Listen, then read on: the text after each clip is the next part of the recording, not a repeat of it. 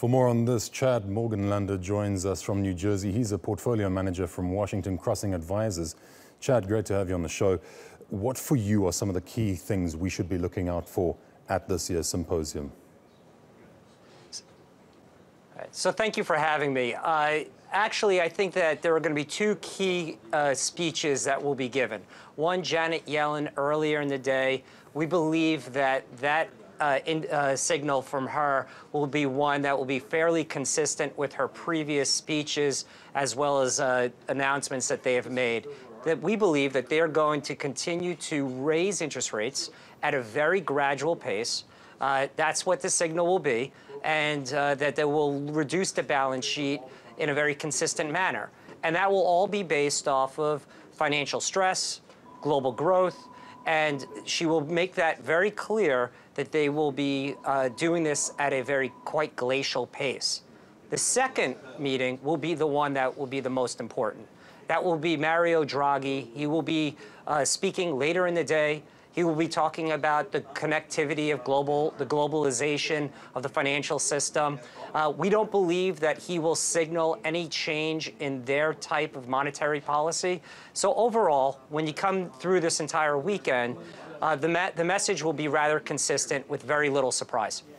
Well, as it stands, what do you see as being some of the fundamental challenges facing central banks?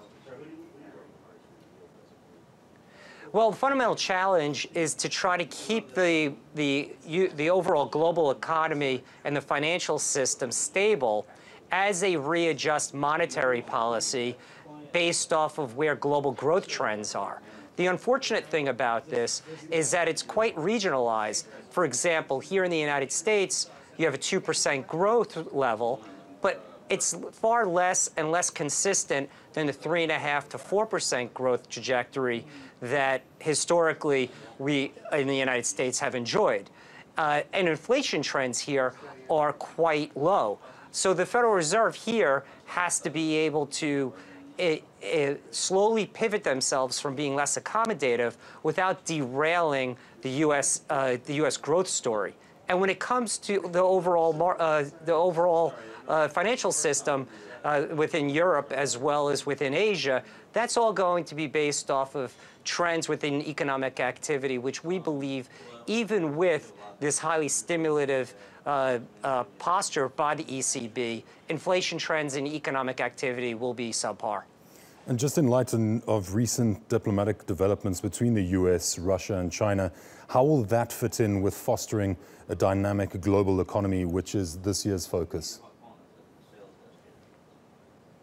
So what we're focused on is the actual growth rate of credit within China.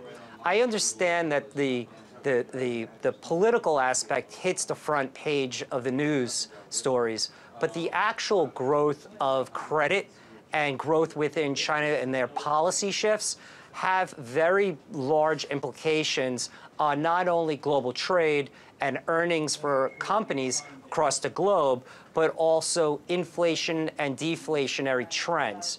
So as we anticipate that as China's credit creation starts to decelerate, it doesn't have to have a massive dislocation, that will have major implications within global growth. So, for example, if the Chinese catch the sniffles, then you could certainly see an economic cold hit the European Union, because they're contributing from the export side. They get the most benefit from the Chinese growth story. Chad Morganlander from Washington Crossing Advisors, thank you for your time.